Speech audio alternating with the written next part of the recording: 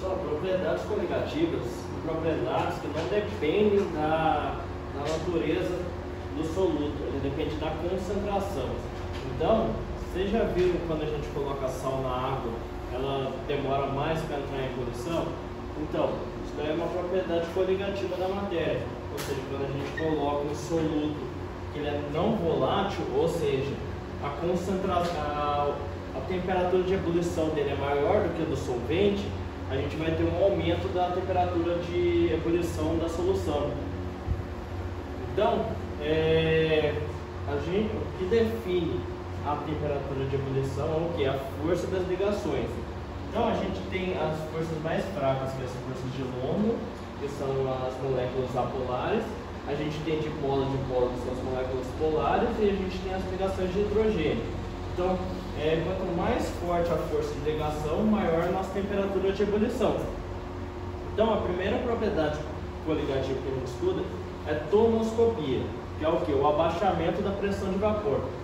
Toda substância, para ela entrar em ebulição, a temperatura de vapor tem que ser igual à pressão da atmosfera. Então, quando as duas se igualam, a substância entra em ebulição.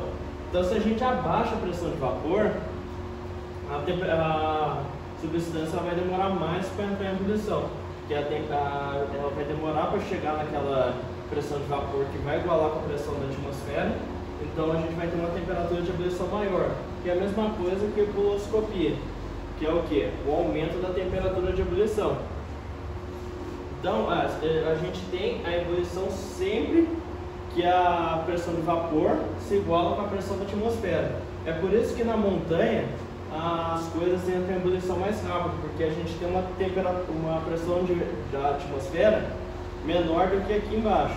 Então, como a pressão da atmosfera lá é menor, a pressão de vapor do líquido ou da substância para ela entrar em ebulição necessariamente é menor também. Então a temperatura é menor e ela entra em ebulição mais rápido. Então, quanto mais a gente aumenta a pressão, maior vai ter que ser também a pressão de vapor da substância que a gente está fervendo. É por isso que na panela de pressão, a água ela entra em ebulição a 120 graus, que a pressão é muito grande. Então a pressão de vapor do líquido tem que aumentar mais para que o líquido consiga entrar em ebulição. Então, para a gente aumentar a temperatura de ebulição, é a mesma coisa. A gente adiciona um soluto não volátil que faz com que a temperatura de ebulição aumente. Para isso, a gente tem um negócio chamado fator de Bandt-Hall, que é o que? Quando a gente joga um soluto na solução, ela pode dissociar, que é os casos dos sais ou das bases, pode ionizar, que é o caso dos ácidos, e também pode só dissolver, que é o caso do açúcar.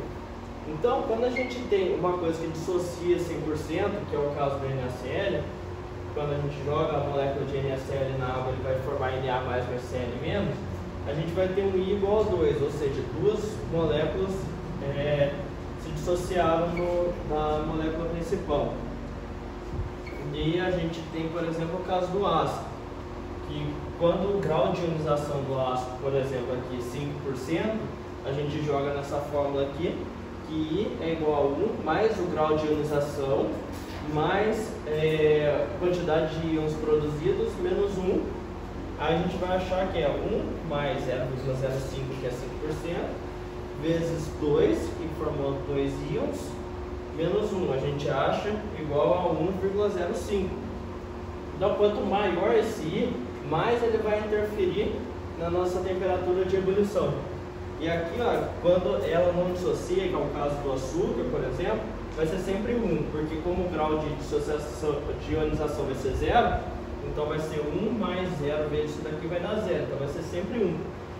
Então, o que faz a gente ter um abaixamento da temperatura da pressão de vapor e um aumento da temperatura de ebulição é o que? A concentração de íons, ou seja, concentração de mols por quantidade de matéria.